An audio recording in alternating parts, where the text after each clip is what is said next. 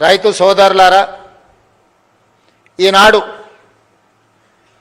తెలంగాణ రాష్ట్ర ప్రభుత్వం డిసెంబర్ 7, 2023 నాడు ప్రజాపాలన బాధ్యత చేపట్టినప్పుడు 30 నెలల పరిపాలనలో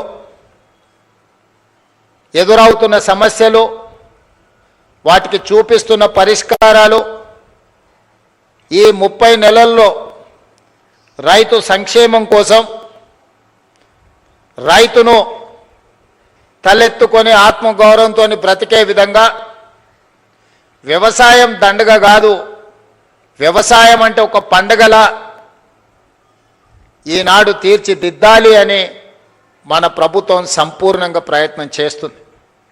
ఇవాళ కొన్ని అంశాలు వేదిక మీద ఉన్న మా ఆడపడుచులు, మా అక్కలు, మా చెల్లెండ్రు చాలామంది చదువుకున్న వాళ్ళు ఉన్నారు.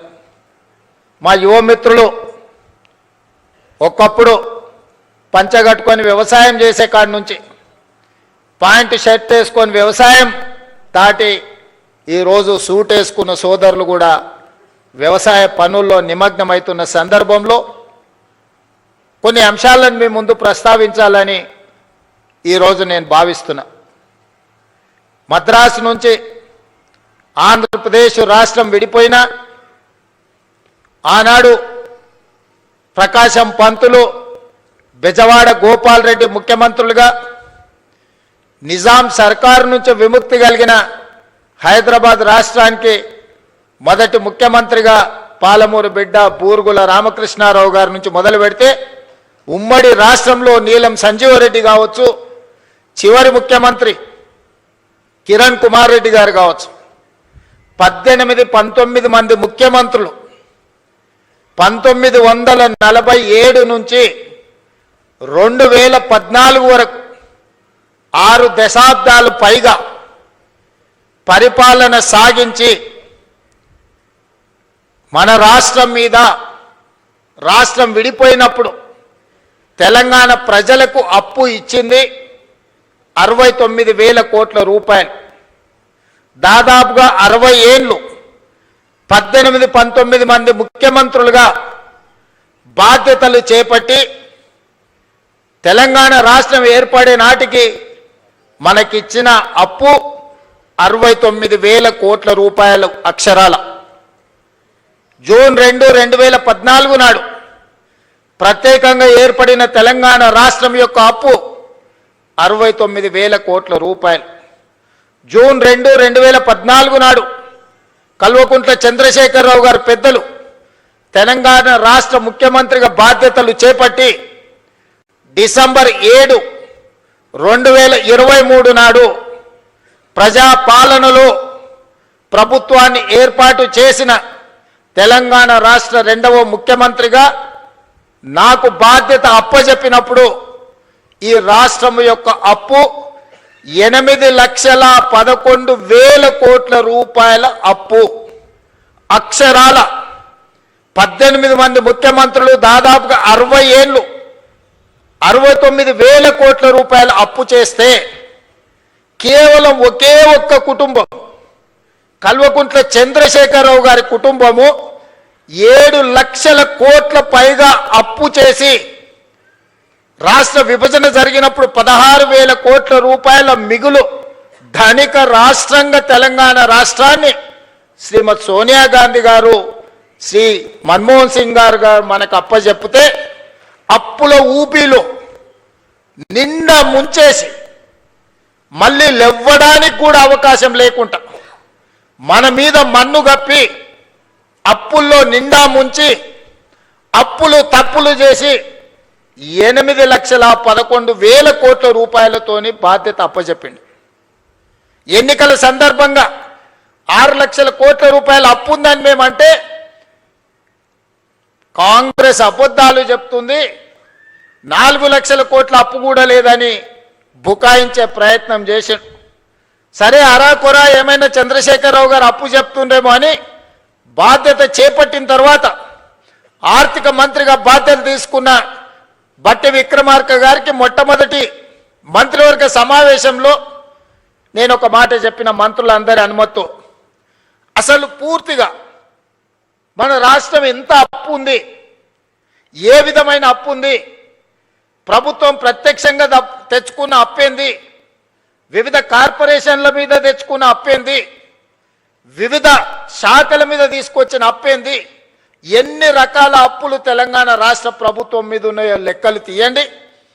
ఆర్థిక శాఖలో పనిచేస్తున్న అధికారులను పిలిచి కూర్చోబెట్టండి. ఒక శ్వేత పత్రాన్ని శాసనసభలో ప్రవేశపెట్టి తెలంగాణ ప్రజలకు పూర్తి వివరాలు అందిద్దామని మేము ప్రయత్నం చేసినాం. ఇక తవ్వుతున్న కొద్దీ గుట్టల కొద్దీ అప్పులు బయటపడ్డాయి. అప్పులే కాదు, అందిన కాడికల్లా చేబదులు తీసుకొచ్చి 7 తారీఖున నేను బాధ్యత తీసుకొని ఆఫీస్కి వచ్చి చీఫ్ సెక్రటరీ గారిని పిలిచి ఈ నెల మీ జీతం వచ్చిందా అని అడిగిన. మా జీతం ఎక్కడిది సార్, నెల చివరికి కానీ వచ్చే పరిస్థితి లేదు, అది కూడా ఇన్స్టాల్మెంట్లలో ఇస్తున్నారు సార్. వెనకటికి ఎప్పుడో మేము టీవో ఫ్రిడ్జో కొనుక్కునేది ఇన్స్టాల్మెంట్లలో, ఇప్పుడు మా ప్రభుత్వ ఉద్యోగులకు 7 లక్షల మందికి మాకు ఇన్స్టాల్మెంట్లలో జీతాలు ఇస్తున్నారని చెప్పిండు. అదేందా ధనిక రాష్ట్రం, ప్రభుత్వ ఉద్యోగులకు కూడా జీత భత్యాలు ఇవ్వలేని పరిస్థితి అంటే ఇది ఇయ్యాలగా సార్, ఆయళ్ళ నుంచి గిట్లనే ఉంది. మేము ప్రభుత్వ ఉద్యోగస్తులకు జీతాలు ఇవ్వలేని పరిస్థితుల్లో తెలంగాణ రాష్ట్రం ఉందని చీఫ్ సెక్రటరీ గారు చెప్పారు. ఇది వాస్తవం. అందుకే ఆ రోజు స్పష్టంగా చీఫ్ సెక్రటరీ గారికి చెప్పిన, ప్రభుత్వం అంటే యజమాని, యజమాని తన దగ్గర పనిచేసే వాడికి 1 తారీఖు నాడు జీతం ఇవ్వకపోతే ఆ యజమాని మీద పనివాడికి అసలు భరోసానే ఉండదు. భరోసా ఉండడమే లేకపోవడమే కాకుండా పని చెప్పాలంటే కూడా యజమానికి ధైర్యం ఉండదు. సమయానికి రమ్మని అడగాలంటే, లేకపోతే ఆఖరి వరకు ఉండాలంటే హాయిగా నువ్వు లెస్స జీతం ఇచ్చినవు తీయవా, ఇక పొద్దునే రమ్మని అంటున్నావు, నేనేనో అప్పు చేసుకోవాలి, పాల బిల్లు కట్టాలి, పిల్లల బడి ఫీజులు కట్టాలి, ఇట్లా బియ్యం కొనుక్కోవాలి, ఇక నువ్వు ఎప్పుడో ఒకసారి ఇచ్చే జీతానికి ఇంకా పొద్దున్నే రమ్మనేది మళ్ళీ ఇదో పెద్ద పంచాయతీ అనేది అనే పరిస్థితి ఉంటుంది. అట్లా కుదరదు, అట్లా కుదరదు. కష్టమైన జీతాలు ఇవ్వాల్సిందే, రిజర్వ్ బ్యాంకుతో మాట్లాడాలని మొదటి ఆదేశం ఇచ్చిన. ఇది బోను, మరి ఇంకేంది పరిస్థితి అన్న? పండ్లు, పాలు, కూరగాయలు, బడి పిల్లలకు కొనుక్కున్న కూరగాయలకు కూడా, బడి పిల్లలకు కొన్న బట్టలకు కూడా పైసలు కట్టలే. అరే అమ్మ, గీ పిల్లలకు కట్టలేదని చూస్తే ఇదే కాదు, ఎక్కడ చూసినా పనులు చేసిన వాళ్ళకి పైసలు ఇవ్వలే, సర్పంచులకు బకాయి పెట్టి. చాలా మంది పాత సర్పంచులు ఉండొచ్చు, ఈడ ఉన్నారా? మీ టర్మ్ అయిపోయినా కూడా మీ అప్పులు 100 కోట్లు 1000 కోట్ల రూపాయలు అప్పుండేనా? సర్పంచులు ఆత్మహత్యలు చేసుకోలే? నేను వచ్చినాక మొన్ననే కదా సర్పంచులు అయింది. మరి ఈ 30 నెలల నుంచి సర్పంచులు రోడ్ల మీద ఎక్కి ధర్నాలు చేసిరు, ఎంపీటీసీలు ధర్నాలు చేసిరు, జెడ్పీటీసీలు ధర్నాలు చేసిరు, మా బిల్లులు వస్తలేవు అని. బకాయి పెట్టిందేమో బకాసూరుడు, కట్టె పాపమేమో నా మీద పడ్డది. ఇక మా సర్పంచులు అంటారు రేవంత్ రెడ్డి ఇల్లు ముట్టడి చేస్తామని. సంతోషం, రాండి, వస్తే సాయి వస్తావు, టిఫిన్ పెడతా. నేను ఎప్పుడైనా ఎవరైనా రానియలేదా? నేనేమన్నా ఫామ్ హౌజా? ఇనుప కంచెలు వేసుకొని లోపల ఉన్నానా? నేను ఎప్పుడన్నా 10 ఎకరాలలో 2000 కోట్లతోని ప్రగతి భవన్ పేరు మీద పెద్ద గడి నిర్మించుకుంటే గద్దరన్న పోతే ఎర్రటెండకు 4 గంటలు గేట్ కాడ కూర్చోబెట్టారు. నేను కానీ మా బట్టన్న కానీ ఎవరన్నా కానీ వచ్చిన వాళ్ళందరూ లోపలి పిలిచి కూర్చోబెట్టి ఉన్నది ఉన్నట్టు చెప్తున్నాం. ఆ మధ్యలో మా అధికారులు అన్నారు, సార్ నువ్వు ఉన్నది ఉన్నట్టు చెప్పక సార్, నీకు దండం పెడతా అని. ఎందుకన్నా? అప్పు ఉంటుంది అన్నారు. నేనన్నా అప్పు ఉంటదు అని చెప్పి నువ్వు షేర్వాన్ వేసుకొని తిరిగితే లోపల ఉన్న పరిశాని వాళ్ళకెట్టే తెలుస్తుంది? లోపల బనీన్కు బొక్కలే ఉన్నాయి, డ్రాయర్కు బొక్కలే ఉన్నాయి, అంగి లేనే లేదు. మీద షేర్వాన్ వేసుకొని నేను నవాబులని చెప్తే ఏం లాభం అయ్యా? మనం నవాబులం కాదు, చంద్రశేఖరరావు దెబ్బకు బికారులుగా మారినాం. ఈ వాస్తవం వాళ్ళంతా మనోలే, వాళ్ళకి చెప్పాలి కదా. వాళ్ళకి చెప్పకుండా మనం దాచిపెడితే క్యాన్సర్ వస్తే ఇంటామెకి చెప్పలేదు అనుకో, డాక్టర్కు ఉన్న రోగం చెప్పలేదు అనుకో, సచ్చి ఊరుకుంటాం. అవునా? అందుకే నేను చెప్పిన ఇదంతా ఏం కాదు, ఏమైతే అదైంది కుల్లం కుల్ల ఉన్నది ఉన్నట్టు చెప్తా, లెక్కలు చెప్తా, ఉన్నది చెప్తా, చేసేది చెప్తా, చెప్పిందే చేస్తా. ఇది అని నిర్ణయించి నేను చెప్పిన ప్రభుత్వ ఉద్యోగస్తులకు జీతాలు ఇవ్వలేని పరిస్థితి ఉంది. పిల్లలకు కాస్మెటిక్ ఛార్జెస్ ఇవ్వలేని పరిస్థితి ఉన్నది, హాస్టల్లో మెస్సు బిల్లులు కట్టే పరిస్థితి లేదు. మా అక్కలు స్వయం సహాయక సంఘాలలో ఉన్నారు, వంటలు చేస్తే వంటల పైసలు కూడా ఇచ్చలేని పరిస్థితి ఉండే. చాలా మంది మా అక్కలు ఈడు ఉన్నారు, రైతు వేదికలలో చాలా మంది ఉన్నారు. ఊర్లలో బల్లె పిల్లలకు వండి పెడితే వండి పెట్టిన వాళ్ళకు కూడా మనం పైసలు ఇవ్వలేని పరిస్థితి. అప్పులు తెచ్చి వాళ్ళు కూరగాయలు మితికి తెచ్చి పిల్లల కూరలో బడికి వండి పెట్టామంటే కూరగాయలు, ఉప్పు, పప్పు, బెల్లం, చింతపండు, కోడిగుడ్డు వాళ్ళే బాకీలు తెస్తే మిత్తి కట్టలేక చచ్చిపోయారు. మా అక్కలు ఇజ్జత్ కోసం మెడలున్న బంగారం, చెవులకున్న పోగులు అమ్మి ఆ అప్పు కట్టారు. ఆ పరిస్థితి ఉండే.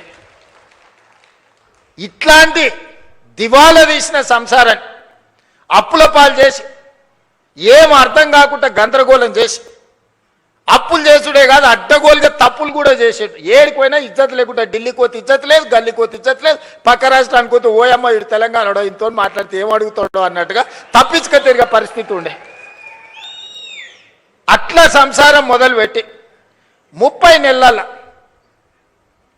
సమాజంలో గౌరవాన్ని పెంచుకుంటూ సమస్యల్ని పరిష్కరించుకుంటూ విధ్వంసం అయిపోయిన తెలంగాణ వికాసం వైపు నడిపించుకుంటూ ఒకటొకటిగా సమస్యల్ని పరిష్కరించుకుంటూ మిమ్మల్ని అందరినీ సమన్వయం చేసుకుంటూ పొద్దున్న లేతే రాత్రి వరకు మీ మధ్యలోనే ఉండి తప్పించుక తిరగకుండా ఫామ్ హౌస్లో వండుకోకుండా ఎప్పుడైనా మీ మధ్యలోనే ఉంటే ఏం చేస్తారా కష్టం ఉందనంటే ఓ రోజు కోపం వస్తుంది, ఇంకో రోజు అయ్యో పాపం పిల్లగాడు ఏదో తిప్పలు పడుతున్నాడా, నడవని సంసారం నడుపుతున్నాడు కదా అని అంటారు.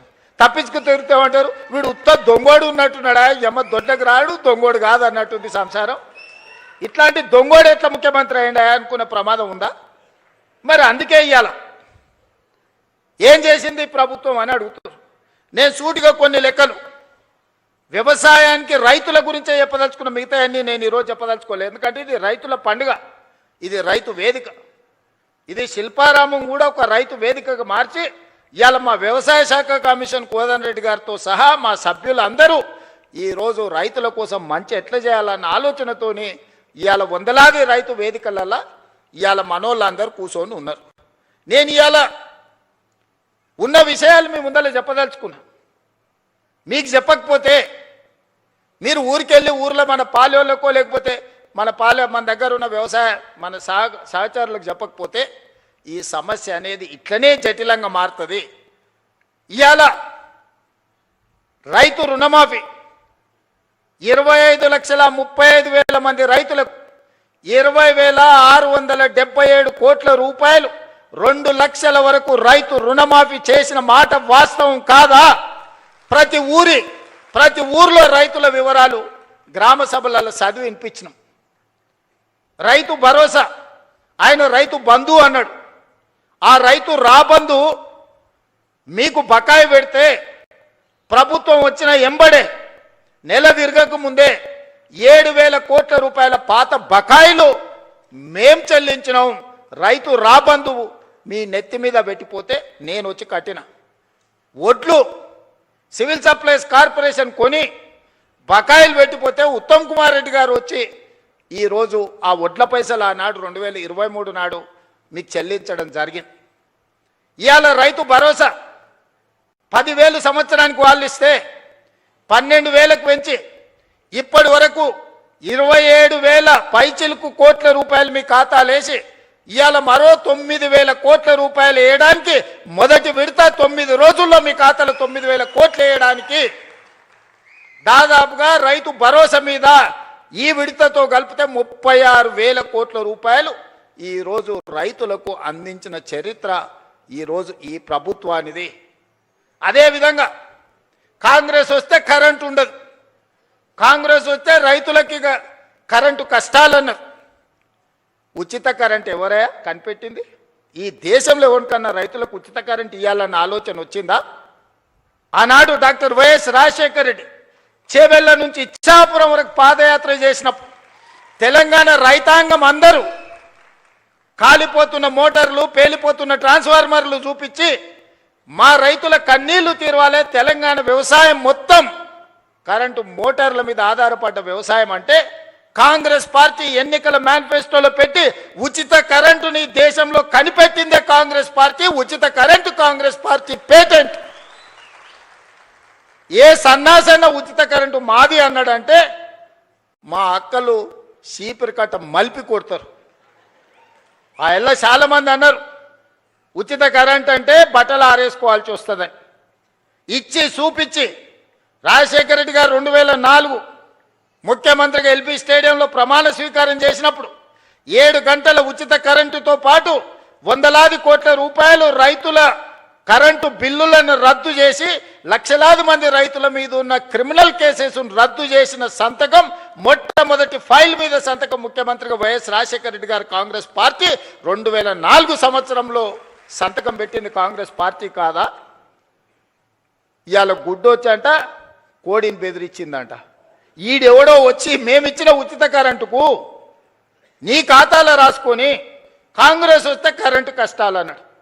ఆ ఉచిత రైతు కరెంటుకు ప్రతి నెల మా బట్టి విక్రమార్క గారు ఆర్థిక మంత్రి ఆయనే, విద్యుత్ శాఖ మంత్రి ఆయనే, ఎడమ చేత్తో ఇస్తుండు, కుడి చేత్తో తీసుకుంటూ నెలకు 1000 కోట్ల రూపాయలు ఇవాళ రైతులకు ఉచిత కరెంటు మీద 30,000 కోట్ల రూపాయలు 30 నెలల బట్టి విక్రమార్క గారు ఉచిత 24 గంటల ఉచిత విద్యుత్ కోసం రైతుల కోసం 30,000 కోట్ల రూపాయలు ఈనాటికి మనం ఖర్చు పెట్టినాం.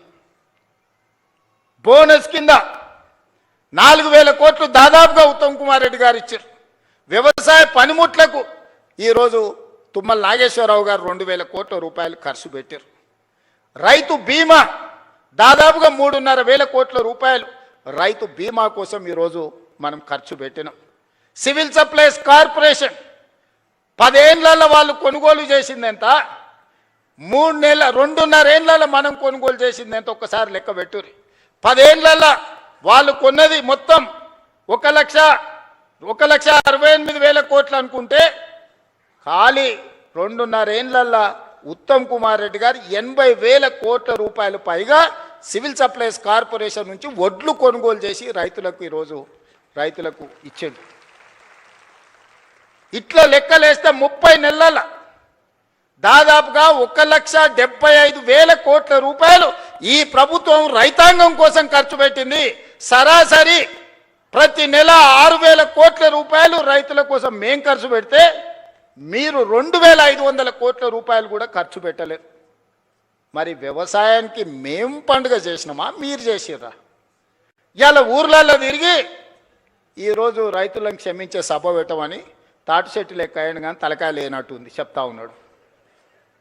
చెట్టులు ఎక్కువ ఎరిగితే సరిపోదు, అందులో ఆవగించనంత గుజ్జు ఉండాలని పెద్దలు చెప్పారు. అందుకే ఇవాళ ఏ విషయంలో అయినా మీరు చర్చకు సిద్ధమా, వస్తాడా అసెంబ్లీకి, రైతుల గురించే ప్రత్యేకంగా అసెంబ్లీ సమావేశాలు ఏర్పాటు చేద్దాం. 10 సంవత్సరాలు మీరు చేసింది ఏంది రైతుల కోసం, 10 సంవత్సరాలు మేము చేసింది ఏందో ఈరోజు ఆలోచన చేద్దాం. సాగునీటి ప్రాజెక్టులు కాళేశ్వరం పేరు మీద గోదావరి నదీ జలాలతోని ఉత్తర తెలంగాణను సస్యశ్యామలం చేస్తా, రంగారెడ్డి జిల్లా వరకు తీసుకొస్తని 1,50,000 కోట్ల రూపాయల అంచనాతోని గోదావరి నదీ జలాల మీద కాళేశ్వరానికే 1,02,000 కోట్ల రూపాయలు కాంట్రాక్టర్లకు చెల్లిస్తే 3 ఏళ్ల కాళేశ్వరం కట్టుడు, 3 ఏళ్ల కాళేశ్వరం కూలుడు మీరే కడుతురి, మీరే కూలగొడుతురి. 1,00,000 కోట్ల రూపాయలు గోదావరిలో కలిసిపోయి కాళేశ్వరం కాస్త కూలేశ్వరమైంది. అంతకుముందు ఏ ఊర్లో ఎవరు కష్టపడి ఒడ్లు పండించుకున్నా, ఏ ఊర్లో ఎవరు మక్కలు పండించుకున్నా, ఏ ఊర్లో ఎవరు జొన్నలు పండించుకున్నా, ఏ ఊర్లో ఎవరు సద్దలు పండించుకున్నా, ఏది పండించుకున్నా కాళేశ్వరం నీళ్ళతోనే ఈ పంటలు పండినాయి అన్నారు. మరి 3 ఏళ్లలో మేము సుక్క నీరు తీసుకోలేదు, కుప్ప కూలిపోయింది కాళేశ్వరం. సంవత్సరానికి కేవలం ఒడ్ల గురించే నేను చెప్పదలుచుకున్నా, 2,88,00,000 మెట్రిక్ టన్నుల ఒడ్లు పండించి తెలంగాణ రైతాంగం తమ రక్తాన్ని చెమటగా మార్చి దేశంలోనే తెలంగాణ రాష్ట్రాన్ని నెంబర్ 1గా నిలబెట్టింది తెలంగాణ రైతాంగం కాదా? మా రైతు సోదరులు కష్టపడి రక్తాన్ని చెమటగా మార్చి పండించిన ఒడ్లు కాళేశ్వరం నీళ్ళతో పండించారని కథలు చెప్తావు కదా చంద్రశేఖరరావు గారు. ఈ కాశీ మజిలీ కథలు ఎన్ని రోజులు చెప్తారు మీరు? ఎన్నిసార్లు మోసం చేస్తారు? అందరినీ అన్నిసార్లు ఎల్లకాలం మోసం చేయలేరు చంద్రశేఖరరావు గారు. అందుకే ప్రజలు ఆలోచన చేసిర్రు, 10 ఏళ్ళ అవకాశం ఇచ్చిర్రు. చెప్పిందల్లా నమ్మిరు. హరికథ చెప్పు, బుర్రకథ చెప్పు, ఏ కథ చెప్తే ఆ కథ నమ్మిరు. ఏదో చేస్తాడో చూద్దాం పెద్ద మనిషి అని. చివరికి అన్ని కథలు విన్న తర్వాత గొలుసులు తెచ్చి బంధించి బకాసూరుని తీసుకుపోయి ఫామ్ హౌస్లో గట్టేసిరు బయటికి వెళ్ళకుండా. ఇక నిన్న మన పిల్ల రాక్షసులు బయలుదేరి వస్తాడు. ఇక చంద్రశేఖరరావు రావాలని కోరుకుంటురని. ఎవడు కోరుకుంటున్నా? ఎవరికేమిచ్చారు? మీకంటే ఫామ్ హౌజులు ఇచ్చిర్రు, రాసుకోనికే పేపర్లు ఇచ్చిండ్రు, చూపించుకోనికే టీవీలు ఇచ్చిర్రు, దోసుకోనికే తెలంగాణ రాష్ట్రాన్ని ఇచ్చిండ్రు. మీకు రావాలేమో చంద్రశేఖరరావు. మా రైతులకు ఎందుకయ్యా? రైతు రుణమాఫీ చేయలేదు, 1,00,000 రూపాయలని 4 విడతలని, అసలు లేదు మిత్తి లేదు. చేతిలో అప్పు, చేతిలో సిప్ప, నెత్తి మీద అప్పు మిగిలిచ్చిపోయిండు. 2 సార్లు 1,00,000 రూపాయలు రుణమాఫీ అని చేసిండా? డబుల్ బెడ్రూమ్ ఇండ్లు అన్నాడు ఇచ్చిండా? దళితుల 3 ఎకరాల భూమి అన్నాడు ఇచ్చిండా? ఇంటికో ఉద్యోగం అన్నాడు ఇచ్చిండా? 1 కోటి ఎకరాలకు నీళ్ళు ఇస్తా అన్నాడు పారిచ్చిండా? ఏం చేసిండా నేను అడుగుతున్నాను. మళ్ళా రానికి ఒక్కటి చేసిండా? ప్రతిపక్షాలు మా జోలి ఉన్నాడు ఫోన్లలో అంటే హార్టికల్చర్, అగ్రికల్చర్, ప్రాన్ కల్చర్, అన్ని కల్చర్లను సర్వనాశనం చేసిండు. ఓన్లీ తాగుడు కల్చర్ తెచ్చిపెట్టిండు మనకు. సందుల బెల్ట్ షాపులు, బుడ్డి షాపులు తెచ్చిపెట్టిండు. ఆయల్లో మనం రైతు బజార్లు తెలిస్తే ఇవాళ బెల్ట్ బజార్లు తీసుకొచ్చి సందుల 7వ తరగతి చదివేటోని కూడా చేతులు బుడ్డి చేతిలో పట్టించాడు. ఆయన సాధించిన ఘన విజయం. ఆయన దేనికన్నా బ్రాండ్ అంబాసిడర్ అంటే ఇగో దీనికే బ్రాండ్ అంబాసిడర్. వెనకటికి గింత ఉండే నాయన తాగుడు. మీరు చెప్పురు సోదరులారా. ఇవాళ 4 ఇండ్లకు బెల్ట్ షాప్ వచ్చేసింది. ఒక కిరాణం కొట్టాయని 4 ఇండ్లకు, ఈ 4 ఇండ్లు నావే, నేనే సప్లై చేస్తాను కాడికి వచ్చింది ఊర్లలో. మా అక్కలు తలకాయ కొట్టుకుంటారు. ఇంటి ఆయన గట్లున్నాడంటే వీడు కూడా గిట్ట తయారైనాడు ఆ పిల్లగాడని. సాయంత్రం 6 కాకముందే గోడలు పట్టుకొని నడుస్తారు 12-16 ఏళ్ళ పిల్లలు. మా అక్కలకు గోస తెలవాలి. ఇంటి ఆయన ఎట్లో అట్లా మోస్తే ఇంకేముందో నా జీవితం అంటే ఇట్లా అయిపోయింది. కానీ నా కొడుకన్నా మంచోడు అవుతాడు, చదువుకుంటాడు అంటే పిల్లలను కూడా తాగుబోతులను తయారు చేసాడు చంద్రశేఖరరావుని చూసి. ఇవాళ ఆయన వచ్చి ఇంకా ఆయన రావాలి బయటికి. ఆయన కోసం ప్రజలంతా ఉర్రూతలు అవుతుర్రు. ఇక అయ్యగారి కోసం ప్రార్థనలు చేస్తున్నారు అని చెప్తున్నారు వీళ్ళిద్దరు పిల్ల రాక్షసులు గల్లీలో తిరిగి. ఇవాళ మీరు ఆలోచన చేయరు. 10 ఏళ్ళకే బీఆర్ఎస్ పాలన, 12 ఏళ్ళ నరేంద్ర మోడీ పాలన, 2.5 ఏళ్ళ మా పాలన మీద చర్చ పెడదాం. ప్రతి పేదోడి ఖాతాలో 15 లక్షల రూపాయలు వేస్తానన్నాడు నరేంద్ర మోడీ గారు. ఎవరి ఖాతాలు వేసిండో లెక్కలు చూపారు. మీరు ఒక్కరి ఖాతాలో మోడీ 15 లక్షలు వేసిండా? రైతుల ఆదాయం 2 చేస్తా అన్నాడు. వచ్చిందా? సంవత్సరానికి 2 కోట్ల ఉద్యోగాలు అన్నాడు. 12 ఏళ్ళు అయింది, 24 కోట్ల ఉద్యోగాలు రావాలి. వచ్చినాయా? 2 ఇచ్చిండా? బండి సంజయ్కి, కిషన్ రెడ్డికి. ఇంకెవరికన్నా నౌకరు ఇచ్చిండా తెలంగాణలో? చిల్లి గవర్నర్ని ఇచ్చిండా? గల్లీలో మోరీ తీసే ఎన్నికలు ఉంటే వార్డు మెంబర్ ఉంటే మోడీ వస్తాడు అంటారు, కౌన్సిలర్ ఉంటే మోడీనట, సర్పంచ్ ఉంటే మోడీనట. మోడీ వచ్చి మోరీ తీస్తాడే? పెళ్లి పెద్దను చూపించి పిల్లని ఇస్తే పిల్లగాడు సంసారం చేయకపోతే ఎవరిని అడుగుతామే? పెళ్లి పెద్దను చూసి పిల్లని ఇస్తామా? మనందరం వ్యవసాయం చేసిన గ్రామాల నుంచి వచ్చిన వాళ్ళమే కదా. పిల్లగాడు దుక్కి దుంతాడా, లేదా వ్యవసాయం చేస్తాడా, లేకపోతే నౌకరీ చేస్తాడా, వీడు ఎంత సమర్థుడు అని పిల్లని ఇస్తాం. కానీ పెళ్లి పెద్ద గట్టోడు పెళ్లి పెద్దను చూసి పిల్లని ఏమంటే చెప్పు తీసుకొని కొడతారు వాడు రేపు సంసారం చేయకపోతే. బీజేపీ వాళ్ళ గతి గట్లుంది. నిన్నమాన ఒక ఆయన వచ్చిండు, నవీనో నమోనానో, ఆయన పేరు ఏందో నాకైతే మొత్తం తెలియదు. కానీ ఆయన వచ్చి చెప్తుండు వచ్చేది మాదే అని. ఏంది వచ్చేది మీది? పన్లీగులో పట్టించాలి. వెస్ట్ బెంగాల్ వచ్చింది వస్తాను. వెస్ట్ బెంగాల్ 15 ఏళ్ళు పట్టింది. తెలంగాణలో కూడా గదే గతి అవుతుంది మీకు. ఆడేనో మమతా బెనర్జీ గారు కాబట్టి మీ పప్పులు ఉడికినాయి. ఈడ మా వాళ్ళు అందరు ఉన్నారు, ఈయనే ఉన్నారు, దంచుతారు. అందుకే మిత్రులారా, ఇవాళ రైతులను ఆలోచన చేయమంటున్నారు. 8,11,000 కోట్ల రూపాయల అప్పు నుంచి, నెల జీతాలు ఇవ్వలేని పరిస్థితి నుంచి ఒకటొకటిగా 8,000 కోట్ల రూపాయలు రిటైర్మెంట్ బెనిఫిట్స్ ప్రభుత్వ ఉద్యోగస్తులకు బకాయిలు పెట్టి 58 ఏళ్ల రిటైర్మెంట్ వయస్సును వాళ్లకు బెనిఫిట్స్ ఇవ్వాల్సి వస్తుందని 61 ఏళ్లకు పెంచితే 2024 నుంచి ప్రతి నెల 1000 మంది రిటైర్ అయ్యి 1000 కోట్లు నాకు అదనంగా రిటైర్మెంట్ బెనిఫిట్స్ ఇవ్వాల్సి వచ్చింది. ఆర్టీసీలో బంద్ పెట్టి వందలాది మంది కార్మికులు చచ్చిపోయి 100 రోజుల పైగా దీక్ష చేసి 100 మంది చచ్చిపోతే ఆర్టీసీ లాస్లో మునిగి నడవలేని పరిస్థితి, టైర్లకు ట్యూబ్లకు పంచర్లు వేసుకునే పరిస్థితి లేకుండా ఆర్టీసీ. ఇవాళ ఆర్టీసీ 1000 కోట్ల రూపాయల లాభంతో నడుస్తుంది. ఇవాళ సింగరేణి కష్టపెట్టి నిలబెట్టినాం, విద్యుత్ శాఖను ప్రక్షాళన చేసినాం, ఆర్థిక శాఖ ఈరోజు కష్టపడి నిలదొక్కుంటుంది. వ్యవసాయ శాఖ గురించి నాకంటే మీకెక్కువ తెలుసు. రెవెన్యూ శాఖ ధరణి పేరు మీద ఘడీల కోసం గులాంగిరి చేసే వ్యవస్థను తీసుకొస్తే ధరణిని బంగాళాఖాతంలో వేసి భూభారతి తీసుకొచ్చి ఈరోజు మీ సమస్యల్ని ఈ ప్రభుత్వం పరిష్కరిస్తలేదా? మా అక్కలు ఈయనే ఉన్నారు. ఆ ఎల్ల అమ్మగారింటికి పోవాలన్నా, అమ్మవారిని దర్శించుకోవాలంటే అయితే ఇంటాయనని అడగాలి, లేకపోతే పిల్లల్ని అడగాలి. బస్కిరాయి బిడ్డ అమ్మని చూసి వస్తా అంటే ఇప్పుడు నువ్వు ఏముంది అమ్మ నీకు, దసరాకు వదువుగాని అనేటోళ్ళు ఉగాదికి అడిగితే. ఇవాళ ఇంటాయన బావికాడిపోతే అక్క బస్ ఎక్కి చక్క పోయి అమ్మని చూసి మళ్ళీ వచ్చి ఎప్పటిలాగా వంట వండుకుంటా ఈటీవీ మా టీవీ సీరియల్ చూస్తుంది. అక్కలారా మీరు చెప్పండి, మీ తమ్ముడు ముఖ్యమంత్రి అయినప్పటి నుంచి ఎవరన్నా మిమ్మల్ని ఒక్క పైసనన్నా బస్ కిరాయి అడిగినరా? అక్క ఒట్టేసి చెప్పురి, 7 కన్నా ఎవరైనా అడిగిర్రా? ఉచితంగా బస్సు ఇవ్వలే అక్క మీకు అందరికీ? 11,000 కోట్ల రూపాయలు మీ తరఫున ఆర్టీసీకి నేను కడితే ఇవాళ 1000 కోట్ల రూపాయల లాభంతో ఆర్టీసీ నిలబడ్డది. మా అక్కల్ని అందరినీ ఆర్టీసీ బస్సులో మారానులాగా పోతుంటే ఆటో వాళ్ళని రెచ్చగొట్టి ఆర్టీసీ ఆడబిడ్డలకు బంధు పెట్టురని ఆటో డ్రైవర్లను తీసుకొచ్చి మీ మీద ధర్నా చేయించాం. ఇరుగుతుందని చెప్పిన ధర్నా చేయించినోనికి మా అక్కల దగ్గరకు పోయారంటే ఇరుగుతుంది, ఏషాలు ఏ కూర మూసుకొని ఇంటికి కోరానంటే అందరు ఎక్కడోళ్ళు అక్కడ పోయారు. అట్లా మా అక్కల్ని ఉచితంగా బస్సులో పోతురని అవమానకరంగా చూస్తుంటే 1000 బస్సులు కొనిచ్చి 1000 బస్సులకు యజమానులకు మా మహిళా సంఘాలలో చేసి యజమానులను చేసిన మా అక్కలు ఇవాళ 1000 బస్సులకు యజమానులు. ఎవరో దాన ధర్మం మీద బస్సులో ఉచితంగా తీసుకపోతే ప్రయాణం చేసేటోళ్ళు కాదు, 1000 బస్సులకు యజమానులు చేసిన.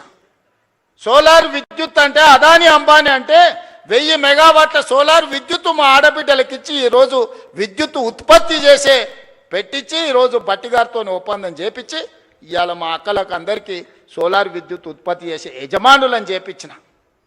పెట్రోల్ బంకులు రిలయన్స్ నడుపుతుందంటే నారాయణపేట నుంచి ఈరోజు సంఘాలకు పెట్రోల్ బంకులు ఇప్పించి పెట్రోల్ బంకు యజమానులను మా అక్కలను చేయలేదా? రిలయన్స్తో పోటీ పడే విధంగా మా అక్కలు ఇన్నే ఉంది కదా, చెప్పమను. ఇవాళ ఈ శిల్పారామం హైటెక్ సిటీ అంటే అన్ని ఐటీ కంపెనీలు, విప్రో, మైక్రోసాఫ్ట్, లేకపోతే పెద్ద పెద్ద కంపెనీలు అని. ఎప్పుడన్నా మా అక్కలకి పక్కనే 3.5 ఎకరాలు ఉందయా, 1000 కోట్లది. ఒకసారి ఇందిరా మహిళా శక్తి స్టాల్స్ అని దీని పక్కనే గోడ కూడా మొత్తం లేదు, పోత చూసిపోరు. 1000 కోట్ల రూపాయలతోని మా అక్కలు తయారు చేసిన వస్తువులు అమ్ముకోనికి హైటెక్ సిటీ పక్కన 1000 కోట్లు 150 షాపులు మా అక్కలు ఉత్పత్తి చేస్తే గ్రామాలలో ఉత్పత్తి చేసే వస్తువులను ప్రపంచానికే గర్వంగా ఇక్కడ పెట్టి ఇవాళ మా అక్కలకు హైటెక్ సిటీ పక్కన 1000 కోట్ల భూమి నేనిచ్చిన 1000 కోట్లు 8,000 గ్రామ సంఘాల కోసం మీటింగుల కోసం ఒక్కటేసారి మొన్న టెంకాయ కొట్టి ప్రారంభించిన. జిల్లా కేంద్రాలు తొందరలోనే 23 జిల్లాలలో వాళ్ళ మహిళా సంఘాలకు జిల్లా కార్యాలయాలు ఈరోజు కట్టిస్తున్నాం. ఇందుకోసం మేము పోవాలనా? పిల్లల ఫీజు రియంబర్స్మెంట్ పరిష్కరించి ఒక పద్ధతి పట్టుకొచ్చినందుకు పోవాలనా? తెలంగాణ ఉద్యమమే నిరుద్యోగ సమస్య కదా. ఓ శ్రీకాంతాచారి, ఓ కానిస్టేబుల్ కిష్టయ్య, ఓ ఈశాన్ రెడ్డి, ఓ వేణుగోపాల్ రెడ్డి, ఓ సురేష్ నాయక్, ఓ కవితా నాయక్, ఈ పిల్లలందరూ దేనికోసం చచ్చిపోయినరు? మేము అమరులమైనా సరే ఉస్మానియా యూనివర్సిటీ గేటును దాన్ని పెట్రోల్ పోసుకొని తగలబెట్టుకున్న యాదయ్య దేనికోసం చనిపోయిండు? యాదిరెడ్డి ఎర్రకోట ముందల చెట్టుకు ఉరేసుకొని దేనికోసం ప్రాణత్యాగం చేసిండు? శాశ్వతంగా ఈ తెలంగాణను పట్టి పీడిస్తున్న ఉద్యోగ సమస్య, నిరుద్యోగ సమస్యను పరిష్కరించడానికి 100,000 మంది ఆత్మ బలిదానాలు చేసుకుంటే దుర్మార్గుడా నువ్వు ముఖ్యమంత్రి అయి నువ్వు, నీ కొడుకు, నీ అల్లుడు, నీ బిడ్డ, నీ సడ్డకుని కొడుకుకు ఉద్యోగాలు ఇచ్చుకున్నావు. కానీ మా నిరుద్యోగ యువకులకు పరీక్షలు పెడితే పేపర్లు పల్లి బఠానీలాగా జిరాక్స్ సెంటర్లలో అమ్ముకున్న దుర్మార్గుడా, నీ ప్రక్షాళన చేసి 70,000 ఉద్యోగాలు 30 నెలలు ఇచ్చింది నేను కాదా? ఆడ ఈడ కాదు, గ్రూప్ 1 ఈడి నుంచే 562 మందికి ఈ నుంచే ఉద్యోగ నియామక పత్రాలు ఇచ్చిన. పుల్లలు పెట్టి కేసులు పెడితే సుప్రీంకోర్టు వరకు పోయి కొట్లాడి 562 మంది పేదోళ్ళ బిడ్డల్ని కాపాడి ఇవాళ గ్రూప్ 1 అధికారులను చేసిన. గ్రూప్ 2లో 1100 మందిని చేసిన, గ్రూప్ 3, గ్రూప్ 4 టీచర్స్, డాక్టర్స్, అన్ని డిపార్ట్మెంట్లలో ఆర్ఎన్బి, యుఎన్సి, ప్రతి డిపార్ట్మెంట్లో అగ్రికల్చర్ నుంచి ఇరిగేషన్ వరకు, ఎడ్యుకేషన్ నుంచి ప్రతి డిపార్ట్మెంట్లో 70,000 ఉద్యోగ ఖాళీలను భర్తీ చేసి వాళ్ళందరూ కూడా మొదటి తారీఖు నాడే జీతాలు ఇస్తున్నాం కదా. ఇది కాదా ప్రజాపాలన? ప్రజలు ఎన్నుకున్న ప్రభుత్వం ఇది కాదా? 5 ఏళ్ల కోసం ప్రజలు ఎన్నుకుంటే నువ్వు రాజీనామా చేయి, నువ్వు దిగిపో. నీ అయ్యా జాగీరా దిగిపోనికే? మీ తాతల గడి అనుకుంటున్నావా? గడి ముందల లేకపోతే మేమేమన్నా బానిసలం అనుకుంటున్నావా? ఏమనుకుంటున్నావు? బిడ్డ, దుక్కి దున్నే చేతులు ఇవన్నీ ఉన్నాయి. నువ్వు అనుకుంటున్నావేమో మళ్ళా రావాలి, వస్తాడు, తిరుగుతాడు అని. వస్తే ఏమిస్తాడు? ఏమి చేయడు? మీరు ఆలోచన చేయండి సోదరులారా. రైతు రుణమాఫీ చేయడు, రైతు భరోసా ఇవ్వడు, నిరుద్యోగ సమస్య తీర్చడు, పండించిన పంట కొనడు. ఊరేసుకుంటే ఊరేసుకున్నట్టే అని చెప్పినోడు ఇవాళ 2,88,00,000 మెట్రిక్ టన్నుల ఉత్పత్తిని చేయటమే కాకుండా అన్ని ఒడ్లు ఉత్తమ్ కుమార్ రెడ్డి గారు కొని చూపించిండు. అట్లా చెప్పినోడు ఆయన ఫామ్ హౌస్ల 100 ఎకరాలల్లో వరి పండించుకుంటే 4,200 క్వింటాలు అమ్ముకున్నాడయా. మనకు 2,000 దిక్కు లేదు, ఆయనకు 4,200 ఏమో వడ్ల బదులు బంగారం పండిస్తున్నాడే ఫామ్ హౌస్లో. ఏమైనా గంజాయి పండిస్తున్నాయి, ఎటకెళ్ళి వస్తాయి? అంటే అధికారం ఉంది కదా అని నీ భూమిలో పండించిన పంటకు 4,200 కంపెనీలను వంగబెట్టి గుంజుకొని నువ్వా? ఆయన చేయగలిగింది ఒక్కటే. మళ్ళీ వచ్చిందంటే మీరు భార్యాభర్తలు మాట్లాడుకున్నా మీ ఫోన్లు వినుడు తప్ప ఇంకో పని చేయడు. ఫామ్ హౌస్లు ఎందుకుంటాడు? రాజకీయ నాయకులే విన్నాడంటే అర్థం ఉంది, అధికారుల ఫోన్లు విన్నాడంటే, నిఘా పెట్టిండంటే అర్థం ఉంది. పడనోళ్ళ గురించే దాన్ని విన్నాడంటే సరే ఏదో పడదు కాబట్టి విన్నాడని. అరే పిల్ల మొగులు మాట్లాడుకునేది వినే సిగ్గులేనోడు ఎవడని ఉంటాడా? ఏం బతికే అది? బతక అది కూడా బతికేనా? ఆఖరికి కన్న బిడ్డ కూడా చెప్పాను, నేను నా మొగుడు మాట్లాడుకున్నది కూడా ఈ దుర్మార్గులు విన్నారు అని చెప్పిందా లేదా? నేను కదా ఆయన సొంత బిడ్డనే చెప్పిందా? ఇంకెందుకే సిగ్గులేని బతుకు బాయిల దుంకి సావక? ఇంతకంటే సిగ్గులేని బతికేదాన్ని ఉంటుందా? ప్రతిపక్షాల వింటివి, అధికారుల ఫోన్లు వింటివి, పడనోళ్ళ వింటివి, పక్క రాష్ట్రాల్లో వింటివి, ఆఖరికి ఆలుమొగలు మాట్లాడుకుంటూ కూడా వాళ్ళ ఫోన్లు విని నీ పైశాచిక ఆనందం ఏందని నేను అడుగుతున్నా. అందుకోసం ఆయన మళ్ళా రావాలనా? పాపాల భైరవుడు అంట ఫామ్ హౌస్లు ఉన్నాడంట, మళ్ళీ రావాలనంట. ఆయన కోసం అంట మన అందరం ఎదురు చూస్తున్నామంట. ఇది వీళ్ళ జాతి, వీళ్ళ నీతి. అందుకే మిత్రులారా, ఏది ఉన్నా ఉన్నది ఉన్నట్టు చెప్తా, చెప్పిందే చేస్తా, చేసిందే చెప్తా, కాకపోతే కాదని చెప్తా. ఓ పూట మీకు నచ్చకపోయినా ఉన్నది ఉన్నట్టు చెప్పిండు ఆ పిల్లగాడు అని అంటారు. నాకేం గొప్ప కిరీటాలు పెట్టుకోవాలని లేదు, వజ్ర వైదూర్యాలు సంపాదించుకోవాలని ఆలోచన లేదు. ఈ పిల్లగాడు ఏదన్నా ఉంటే ఉన్నది ఉన్నట్టు కుండ బలగొట్టినట్టు చెప్తాడా అని మీరు అనుకుంటే చాలే. పదవి ఎంతకాలం ఉంటే ఉంటుంది, పోతే పోతుంది. పదవి ఎవరికి శాశ్వతం? ఇందిరమ్మకే శాశ్వతం కాలే, ఇందిరమ్మకే పదవి శాశ్వతం కాలే, ఎన్టీఆర్కు పదవి శాశ్వతం కాలే, రాజశేఖర రెడ్డికి పదవి శాశ్వతం కాలే. నాకు కూడా పదవి శాశ్వతం కాదు, మాటనే శాశ్వతం. మాట మాట్లాడితే నిలబడతాడు, మాట కోసం ఎంతకైనా నిలబడతాడు అనే పేరు కోసమే ఈ ప్రయత్నం అంతా. అబద్ధాల పునాదుల మీద ఈ ప్రభుత్వాన్ని నడపను. మీకు అబద్ధాలు చెప్పి మిమ్మల్ని నమ్మించే ప్రయత్నం చేయను. ఏమున్నదో అదే చెప్తా, ఏం చెప్పినో అదే చేస్తా. సోదరులారా, తెలంగాణ రైతాంగానికి నా విజ్ఞప్తి ఒక్కటే, వ్యవసాయాన్ని ఈరోజు కాలం మారింది, కాలానికి తగ్గట్టుగా మన నైపుణ్యం పెంచుకోవాలి. ఈసారి వర్షాలు పడవు, శాస్త్రవేత్తలు చెప్తారు. ఎలీనో వచ్చింది, నీళ్లు తక్కువ ఉంటాయి, వర్షాభావం పరిస్థితి ఉంటుంది, వర్షాల మీద నీళ్ళ మీద ఆధారపడ్డ పంటలు వేయకండి అని శాస్త్రవేత్తలు చెప్పారు. నేను గదే చెప్పిన. ఇక చూసినావా రేవంత్ రెడ్డి రైతులకు పంగనామం పెడుతున్నాను. అరే పనికిమాలినోడా, వాన పడదురా అని నేను చెప్తున్నా. వాన పడకపోతే, నీళ్లు రాకపోతే, కాలువలు వారకపోతే వరి ఎట్లా వండుతుంది? కొంత తక్కువ చేయండి, తక్కువ నీళ్లతో వండే పంటలు వండించురా అని చెప్పిన. ఇది తప్ప? బజార్లో విలువ కలిగిన పంట సన్న ఓట్లు వేస్తున్నారు. కొన్నిసార్లు మనకు తెలియదు, మనకి ఎవడు ఏజెంట్ వచ్చి అమ్మితే గవ్వే తీసుకుంటాం. 7 రకాలకు మార్కెట్లో మంచి డిమాండ్ ఉంది, 7 రకాలు వేస్తే కొనుగోలుతో పాటు బోనస్ కూడా ఇస్తానని మా ఉత్తమన్న చెప్పిండు. ఒక మంచి మాట రైతులతో, రైతు వేదికలలో ఆ ఇత్తనాలు పెట్టి రైతులకు అందుబాటులో తెచ్చి మళ్ళీ ఏ ఓటి నకిలివి లేకపోతే అవోటి ఇవోటి మీకు మీ తలకు తలిగిచ్చారు కదా అని ఇవాళ రైతు వేదికలలో విత్తనాలు తీసుకొచ్చి మీ అందరికీ అందుబాటులోకి తీసుకొచ్చినాం. పంట మార్పిడి చేయండి అన్నాం. అవసరమైన ఇత్తనాలు మీ దగ్గరికి తీసుకొచ్చి రైతులకు కష్ట సుఖాలు మేము చెప్తుంటే తప్పుడు ప్రచారం, నోరు తెరిస్తే అబద్ధం. దేవుడు ఆ కుటుంబాన్ని మొత్తానికి శాపం పెట్టినట్టు, బిడ్డ ఒక్క నిజం చెప్పినా తలకాయ 1000 ముక్కలేసి చేస్తారు, మీరు మీ జీవితాంతం అబద్ధాలే చెప్పుకుంటా బతుకుర్రని. ఆ శాపం ఉన్నట్టుందా? అసలు చూడురు, ఒకని మించినోడు ఒకడా అని అమ్మ, ఒకనికి 100 అయితే వానికి 110 మార్కులు వేయాల్సి వస్తుంది అబద్ధాలకు.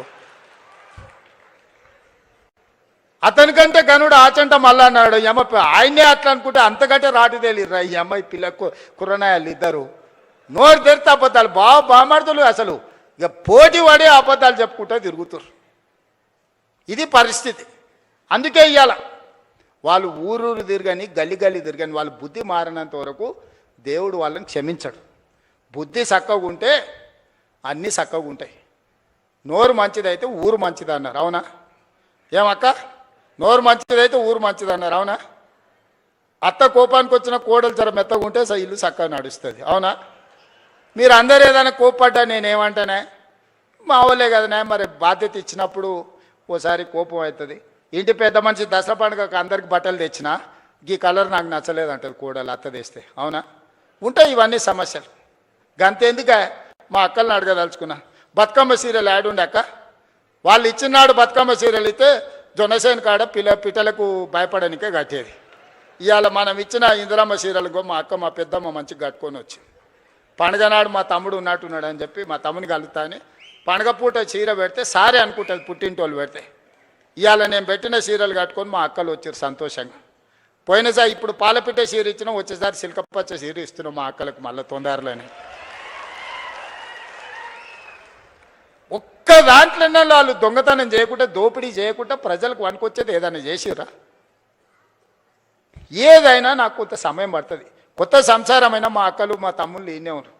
ఇంటోళ్ళం కాదని ఇల్లు ఎడిగలు పెడితే కొంత సమయం పడుతుంది. అనే స్టవ్ కొనాలన్నా, గిన్నెలు కొనాలన్నా, ఉప్పు పప్పు ఏది కొనాలన్నా కొంత సమయం పడుతుంది. ఓ పూట అవసరమైతే అన్నున్నా వండుకోనికే కష్టమవుతుంది. లేకపోతే వండుతూ ఒకసారి కుదరదు, ఉపాసం పండాల్సి వస్తుంది. సంసారం సర్దుకొని పోవాలి. సంసారాన్ని బజార్లో పెట్టుకుంటే మన గౌరవమే తగ్గుద్ది. అందుకే ఇవాళ అన్ని రకాలుగా ఈ 30 నెలలు కష్టపడి కొలిక్కి తెచ్చినాం. నగదు జమ కాగానే ఎంబడే మీరు అడగకుంటేనే ఈసారి రైతు భరోసా. పోయినసారి కూడా జూన్లో 9 రోజులలో 9,000 కోట్ల రూపాయలు టక్క మీ ఖాతాలు వేసినా లేదా? ఈసారి కూడా అట్లనే వేస్తాను నేను. నగదు జమ చేసినా మీకోసం అన్ని జమ చేసి పెట్టినా.